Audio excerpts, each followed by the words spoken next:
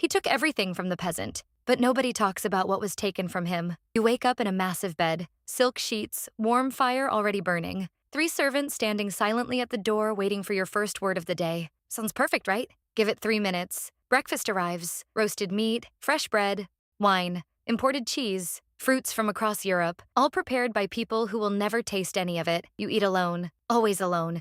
Because the moment you finish eating, the problems begin. A messenger arrives before you even put down your cup. The harvest is down 20% this season. 20%. That means less tax money. Less tax money means you can't pay your soldiers. Can't pay your soldiers means your neighbor, Lord Richard, who has been eyeing your land for 3 years, suddenly sees an opportunity. You haven't even finished your wine. You call your advisors. They file in one by one with their serious faces and their serious opinions. This one says, raise the taxes. That one says, lower them. Another one says, negotiate with Lord Richard. Another says, go to war. They all sound confident. They all sound smart. But here is the thing about advisors in 1200 AD. At least two of them are definitely working for someone else. Maybe Lord Richard, maybe the king, maybe both. You just don't know which two. So you sit there, surrounded by people, and completely alone. You ride out to check the damage yourself. Down below, the peasants are working. Same mud, same broken tools, same dead eyes staring up at you with pure hatred as you ride past on your beautiful, expensive horse. They think you have everything. And here is where it gets interesting. You do have everything. The castle, the land, the title, the feast every single night. But everything comes with a price tag nobody warned you about. That castle, freezing cold in winter, stone walls everywhere, no heating. You sleep in more layers than the peasants do. That army needs to be fed and paid every single month whether there is a war or not. That land? The king can take it back whenever he feels like it. No warning, no reason needed. Last month, he took everything from Lord William. Land, title, castle, family thrown out into the streets. Lord William was powerful. Lord William was respected. Lord William thought he was untouchable. Nobody has heard from Lord William since. And now every banquet is a battlefield in disguise. Every smile hides a knife. Every marriage proposal from a neighboring lord is a political trap. Every gift is suspicious. You taste your food before eating it because yes, poisoning is absolutely a thing people do to lords in 1200 AD, casually, regularly. You can't trust your neighbors. You can't fully trust your soldiers. You can't trust your advisors. And sometimes, in the darkest, quietest moments of the night, you wonder if you can trust your own family, because the title passes to your eldest son when you die, and everyone knows it, including your eldest son. You ride back to your castle as the sun sets. The peasants are still working below, still farming, still miserable. They have nothing, which means nobody wants what they have. Nobody is plotting against them. Nobody is coming for them in the night. They farm, they suffer, they eat black bread and sleep on straw next to a goat, but they sleep. You look down at them one last time from your horse.